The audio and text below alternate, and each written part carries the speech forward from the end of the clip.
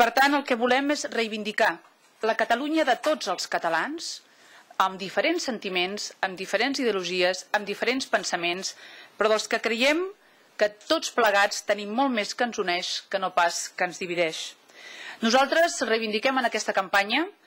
la Catalunya plural, la Catalunya real, el bilingüisme en llibertat i l'orgull de ser catalans i de ser espanyols i, per tant, de tindre sentiments que ens uneixen i sentiments que ens apleguen. Però si el senyor Montilla el que vol és fer una diada reivindicativa, el Partit Popular diu que el que vol és una diada del segle XXI, una diada de l'esperança i una diada que no vagi, com pretén el president Montilla, a confrontar res i sobretot que sigui la diada d'un marc comú amb tots. És que no volem que aquesta treva s'utilitzi